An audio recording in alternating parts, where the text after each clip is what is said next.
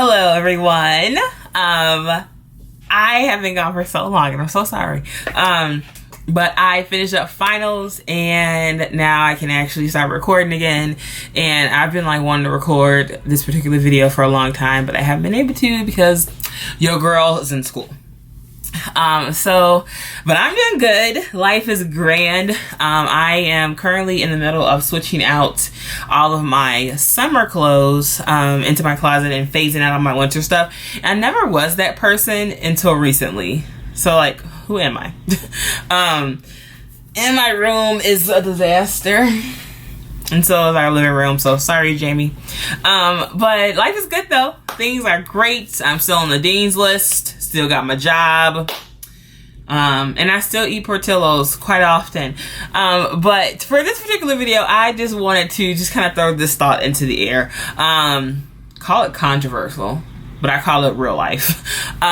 So at work, my coworkers and I they were talking about going to this place called Saddle Up. Saddle Up is this country bar where people line dance and do country stuff. And so I made a comment how I'm never going back there. And everyone was just like, why? Saddle Up's so much fun. And I was like, yeah, no. When I go there, they're rude to me. The bartenders, they don't really want to they give me attitude when I go up and ask for a drink. And I'm just like, you know what? Been down this road before. They don't like my fro, if you know what I mean. And so I've just come to the point where just I'm super I get it, whatever, you don't want to mess with me, I catch your drift, and I just choose not to participate in things like that, where if you're not going to be polite to me for something as trivial as my hair or my skin color, then I'm not just gonna mess with you. So I kind of just started this whole conversation about oh my goodness, I didn't know that they did that there, and I can't believe they did that, blah blah blah. Keep in mind, if you are in no way, shape, or form like me in that way, or closely associated with someone who would be in that position, you wouldn't know that people like me experience stuff around this town. Which brings me to the premise of my video tonight, is being black in Naperville. So if you are anywhere near the northwestern suburbs, you understand where Naperville is. And what Naperville is. Naperville is full of predominantly, not all, because I've met some bomb people in Naperville, but predominantly snooty, wealthy, kind of pompous individuals. It's funny because you have people who are of all ethnicities say the same thing. This area is just very entitled, if you will. And so it can be very interesting for a little brown girl like me walking these streets. So just thinking about all the things I deal with and I run into, it kind of just sparked this thought, it's getting to the point where I can remember back when I was in high school. High school was super weird. I went to 4 different high schools. Thanks, Mom.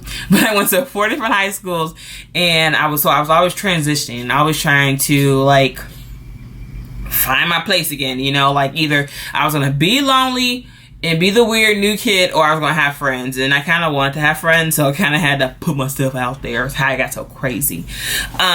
But let's see. Oh, I thought I wasn't recording for a second. I got kind of nervous. I'm like, dang, I've been talking for a long time. Sorry. So I got to the point where I was like, man, I gotta just kind of figure it out. And living out here just kind of brings me back. It makes me think about that time in my life, because I went to, after we left the city, and mainly my senior year of high school, all the others, I went to 2 schools in the city, so I didn't have that issue. And then junior year was in Indiana, but there's still a whole bunch of black kids there, so I didn't really have this issue either. But senior year, I went to a school called Lake Park.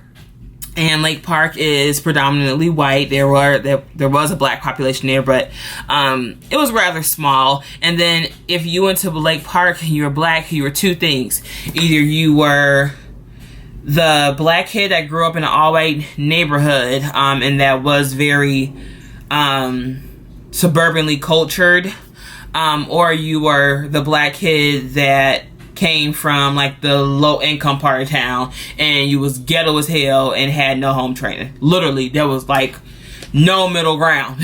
So I was the middle ground. Now, definitely didn't come from, you know, like Itasca and Medina. We grew up on 65th and Loomis, so it wasn't none of that. And we weren't like from the low income part of town either. So it was like I always floated in the middle of that, you know. And I found my senior year of high school I really struggled with identity issues.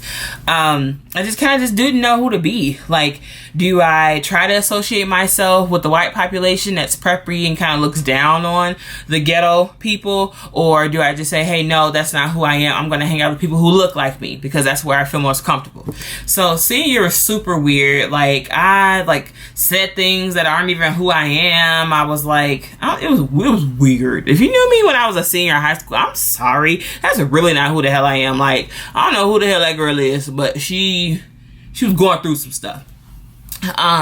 So it's just, I don't know, it's really weird to kind of look back on that and see those struggles and see how they kind of manifest now. And I wish I knew then what I know now about being black in predominantly white areas.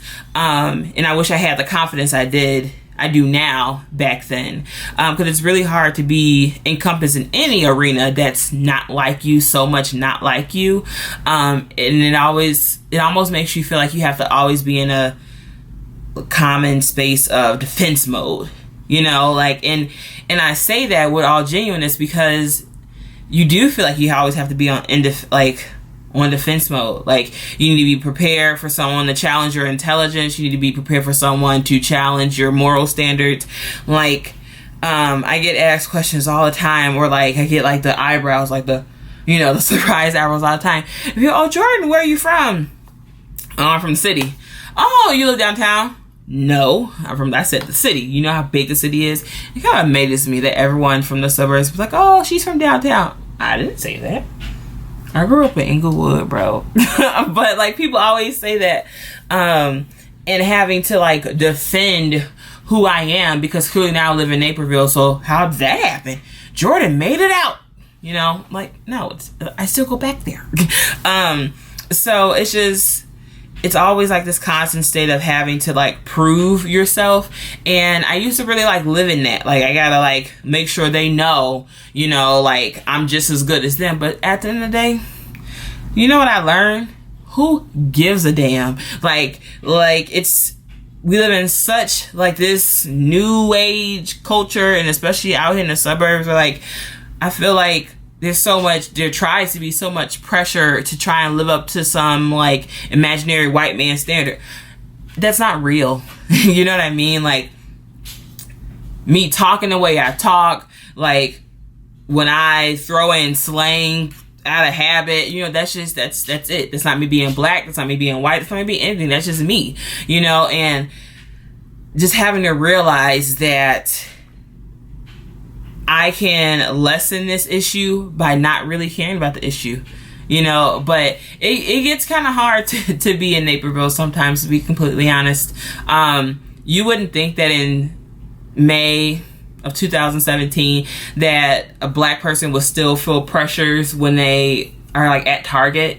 You know, like I go to Target, specifically I go to Michael's, which I'm never going to the Michael's at this location ever again. On Aurora, in Naperville by Fox Valley, I ain't going there no more. And I still get followed and stuff. And like, that pisses me off. Is somebody in here stealing and you following me? Like that doesn't make sense to me. So like, still getting followed, you know, still getting stared at Jewel. I'm just like, man, I must be bad, baby, because they eyes is fixed. Hope you look at your cross like that. But yeah, so it kind of gets intense. But all this rambling, all this ranting to say is, if you are black, not black, white, Asian, Middle Eastern, Brazilian, Colombian, Haitian, if you any of that stuff, take a moment to kind of analyze how any prejudice you have, or racist or prejudiced tendencies you have, and really just check yourself in that. And I know I have some too that I'm always trying to monitor, because especially going into the field that I'm going in, I need to be completely unbiased to everything and every culture. But really just take a moment to like take a look at that, because for all my friends that are close to me, like think about some of the things that I have to experience being your black friend in this area, and just take a moment to ponder about it, and not necessarily make my problem just my problem, but my problem is your problem, because I'm a human and so are you. So just take a moment to think about that. That's all I got. My roommate is cooking like teriyaki stir fry, so I'm about to bang. And I got 2 for $3 gallons of Oberweis lemonade and fruit punch at Jewel, so I'm real happy. And I got some brownies too. So yeah, so life is good. I'm so happy I had to record a video, give y'all that little snippet, and I'll talk to y'all later. Bye.